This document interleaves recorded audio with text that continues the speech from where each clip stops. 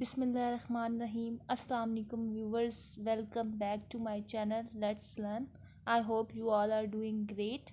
So let's start our video. But before starting the video, do subscribe, like, comment and share.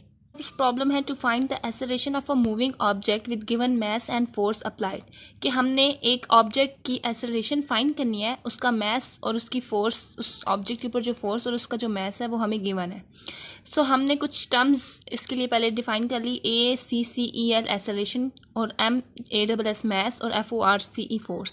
अब हमने acceleration find करनी है, तो सबसे पहले उसके लिए acceleration फाइंड करने के लिए mass और force का हमें पता होना ज़रूरी है. mass और force के लिए हम कोई भी वैल्यू लेंगे, देन हम फार्मूला सेट करेंगे. वो जैसे हमारे पास फोर्स का जो हमारे पास ऐसे फोर्स का फार्मूला है F=ma, ठीक है. इसमें हमने अब हमें फोर्स और मास गिवन होगा, हमने एक्सेलरेशन फाइंड करनी है. तो हम एक्सेलरेशन के लिए इस फार्मूले को अरेंज कर लेंगे. तो ये A=F/m हो जाएगा. यहाँ पे अब हमारे पास जो भी हमने गिवन वैल्यू फोर्स की ली थी वो और मास की जो भी गिवन वैल्यू ली थी वो डालेंगे और उसके बाद हम इसको डिवाइड करेंगे. तो एक्सेलरेशन यानी A की वैल्यू आ जाएगी और फिर वो A की वैल्यू जो भी होगी वो हम लिख लेंगे और देन हमारा ये स्टेप यहाँ से एग्जिट हो जाएगा. प्रॉब्लम है to find the volume of a cube, cylinder और स्फीयर. कि आपने वॉल्यूम फाइंड करना है क्यूब का या फिर सिलेंडर या स्फीयर में से किसी एक चीज़ का. तो अब हमारे पास हमें पता है कि वॉल्यूम ऑफ क्यूब का जो फार्मूला होता है वो हमारे पास होता है AAA. तो अब सबसे पहले हम A और R की वैल्यू रीड करेंगे. A for area, R for radius, VC stand for volume of cube. और इसको ट्रिपल टाइम्स A की जो भी वैल्यू हमने यहाँ से रीड किया उसको ट्रिपल टाइम मल्टीप्लाई करेंगे तो हमारे पास वॉल्यूम ऑफ क्यूब की वैल्यू आ जाएगी. नेक्स्ट अब हमने volume of sphere, volume of cylinder और स्फीयर में से कोई एक चीज़ फाइंड करनी है तो हम वॉल्यूम ऑफ स्फीयर फाइंड कर रहे हैं. वॉल्यूम ऑफ स्फीयर हमारे पास वॉल्यूम ऑफ स्फीयर का हमारे पास फार्मूला होता है वॉल्यूम = 4/3 पाई R का क्यूब.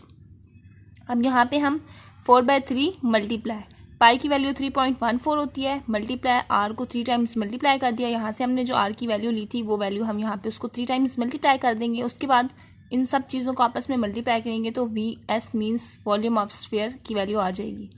यहाँ से जो भी वैल्यू आएगी उस वैल्यू को हम VS की इक्वल सेट कर देंगे और उसके बाद राइट VC और VS. तो यहाँ से जो भी वैल्यू आएगी वो VC और VS की होगी तो वो हम शो कर देंगे और फिर हमारा स्टेप यहाँ पे ख़त्म कंप्लीट हो जाएगा और उसके बाद हम एग्जिट कर देंगे.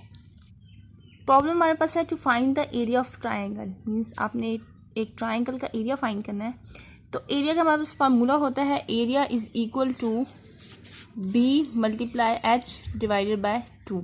मीन्स के breath multiply height divided by 2.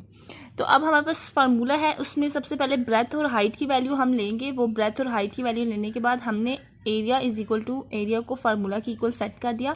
अब यहाँ से हमारे पास जो भी वैल्यूज डालने के बाद उसको मल्टीप्लाई और डिवाइडेड बाई 2 करने के बाद जो भी आंसर आएगा उस आंसर को उस वैल्यू को हम एरिया के इक्वल ले लेंगे. मीन्स के वो वैल्यू एरिया वर्ड के अंदर जाके स्टोर हो जाएगी.